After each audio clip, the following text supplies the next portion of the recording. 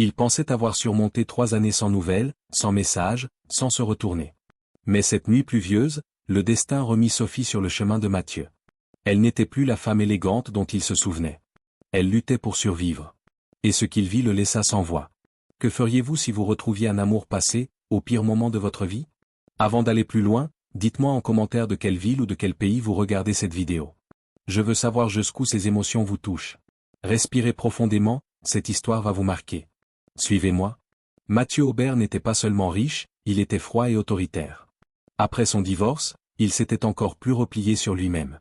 Il répétait souvent, « Certaines personnes appartiennent au passé, et le passé ne peut être revécu. » 3 ans auparavant, son mariage avec Sophie s'était terminé dans un climat de dispute, d'accusation et d'orgueil. Aucun des deux n'avait cédé. Aucun n'avait demandé pardon. Chacun avait repris son chemin. Ou du moins, avait essayé. Ce soir-là, Mathieu rentrait d'un dîner d'affaires. Pluie battante, circulation bloquée, feu rouge. C'est alors qu'il la vit. De l'autre côté de la rue, sous l'auvent d'une boutique fermée, une femme tenant un sac déchiré, les cheveux mouillés, le visage fatigué. Des yeux qu'il connaissait que trop bien. Il se figea. Impossible. C'était Sophie. Elle se disputait avec le propriétaire d'un petit restaurant. J'ai juste besoin d'un jour de plus. Je paierai demain. Ce n'est pas de la charité, répondit l'homme sèchement. Mathieu sentit une pointe de tristesse dans sa poitrine. Sophie avait toujours été fière, indépendante, déterminée. Et maintenant, elle demandait de l'aide. Il sortit de la voiture. La pluie tombait violemment sur son costume de prix. Elle leva les yeux. Pendant quelques secondes, le monde sembla s'arrêter. Mathieu? Sa voix était basse. Il essaya de parler, mais aucun mot ne sortit. La femme qui avait partagé sa vie était là, fragile. Ils se tenaient face à face, sans cri, sans accusation. Seulement le silence. Que t'est-il arrivé? Demanda Mathieu. La vie, répondit-elle. Il apprit qu'après le divorce, Sophie avait ouvert une petite boutique. Elle y avait investi toutes ses économies. Mais l'association avait tourné au fiasco. Son associé avait disparu, emportant argent, dettes et procès. Elle avait presque tout perdu, et n'avait jamais demandé d'aide. Encore moins à lui. Mathieu sentit 2 forces s'affronter en lui. L'orgueil murmurait, elle a choisi de partir. Mais son cœur lui posait une autre question, tu t'en soucies encore? Où habites-tu? Demanda-t-il. Elle hésita. Le silence suffisait comme réponse. Elle survivait. Elle ne vivait pas. Mathieu ouvrit la portière. Monte. Tu ne restes pas ici cette nuit. Je n'ai pas besoin de ta pitié. Ce n'est pas de la pitié, répondit-il fermement. Après quelques secondes, elle monta dans la voiture. À cet instant, Mathieu sut que cette rencontre n'était pas un hasard. C'était un tournant. Et la décision qu'ils prendraient dans les heures suivantes changerait leur destin à jamais. Le bruit de la pluie frappant la vitre remplissait l'habitacle. Mathieu conduisait en silence. Sophie regardait par la fenêtre. 3 ans de séparation, et maintenant, ils étaient de nouveau côte à côte. Pourquoi ne m'as-tu jamais cherché? Parce que c'est moi qui ai demandé le divorce, répondit-elle. La phrase fit l'effet d'une bombe. Mathieu serra le volant. Tu es parti parce que tu pensais que je ne m'intéressais qu'à l'argent. Et pourtant, c'est tout ce qui te manque vraiment maintenant. Il prit une profonde inspiration. Les blessures étaient encore vives. Mathieu se gara, non pas devant son manoir, mais devant un immeuble ordinaire. Sophie trouva cela étrange. Pourquoi on s'arrête ici? Tu as dit que tu ne voulais pas de ma pitié. Alors parlons d'égal à égal. Ils montèrent dans un appartement que Mathieu gardait à l'écart, loin de la presse, loin de l'image du millionnaire. Un lieu sans luxe ostentatoire, juste la vérité. Elle lui raconta tout, les dettes, les nuits blanches, les meubles vendus, la trahison de son associé. Mathieu écouta chaque mot, sans ironie, sans jugement. Tu es seul dans tout ça? Elle baissa les yeux. Non. Mathieu fronça les sourcils. Qu'est-ce que tu veux dire par là? Elle prit une profonde inspiration, sortit une petite photo de son sac et la posa sur la table. Mathieu la regarda, immobile. Sur cette photo, un enfant. Qui est-ce? Demanda-t-il, la voix tremblante. Notre fils, répondit-elle. Le monde de Mathieu s'écroula. 3 ans sans savoir. 3 ans sans imaginer. Tu as eu un enfant avec moi? J'ai découvert que j'étais enceinte après notre séparation. Je ne savais pas comment te le dire. Mathieu prit du recul. Ce n'était plus une question de fierté, ni de passé. C'était un enfant qu'il n'avait jamais vu. Comment s'appelle-t-il? Nathan, répondit Sophie. Mathieu répéta le prénom mentalement. 3 années perdues en quelques secondes. Il sait pour moi? Il sait qu'il a un père, mais il ne sait pas qui c'est. Ces mots transpercèrent Mathieu comme une lame. Je veux le voir, dit-il sans hésiter. La voiture s'arrêta devant une petite maison simple, mais bien entretenue. Rien de luxueux, rien d'ostentatoire, juste de la dignité. Sophie ouvrit le portail. Nathan, viens ici, mon fils.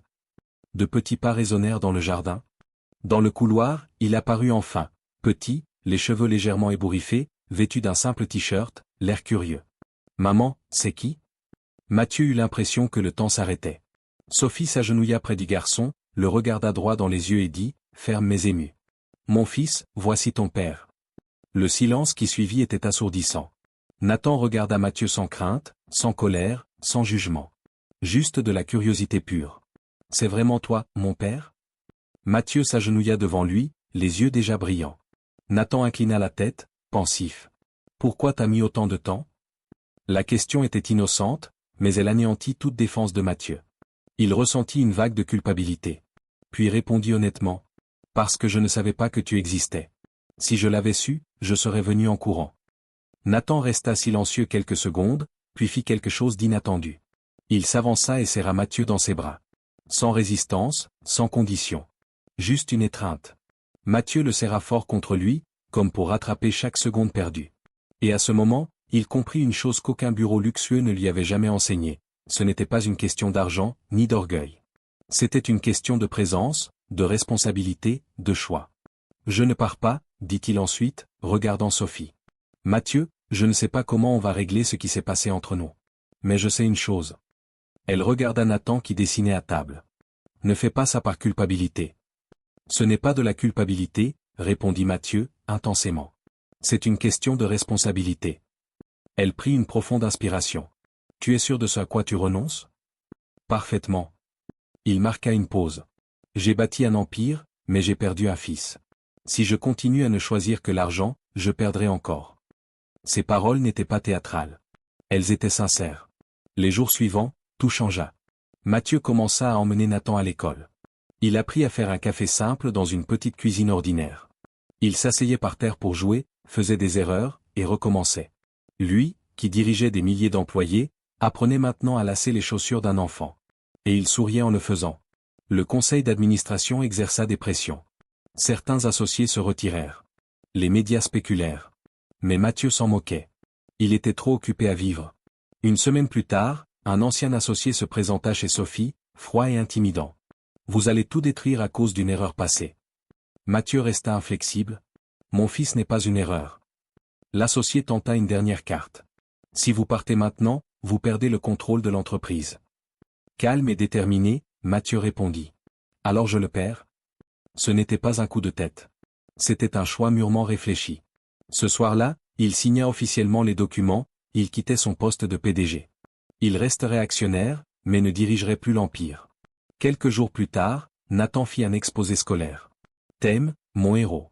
Assis au dernier rang, Mathieu écoutait discrètement. Lorsque son fils commença à lire, sa voix trembla légèrement. Mon héros, c'est mon père. Il est revenu. Et il est resté. Mathieu ressentit une émotion qu'aucun contrat, qu'aucun chiffre, qu'aucune réussite professionnelle n'avait jamais provoquée, de la fierté. Un sentiment de présence, d'appartenance. Après la présentation, Nathan courut vers lui. T'as tout entendu? J'ai tout entendu. Et je reste ici, répondit Mathieu. Sophie observa, les yeux embués de larmes. Ce n'était pas une question de romance. C'était du respect, du choix, de la maturité. Quelques mois plus tard, Mathieu créa une nouvelle entreprise. Plus petite. Plus humaine. Axée sur l'éducation et les projets sociaux. Il mit son expérience à profit pour aider les familles qui, comme celle de Sophie, avaient dû se débrouiller seules. Il restait riche. Mais il comprenait désormais le vrai sens de la richesse. La richesse n'a jamais été une question de chiffres. Elle a toujours été une question de choix. Parfois, la vie ne veut pas que vous gagnez plus, elle veut que vous perdiez votre fierté.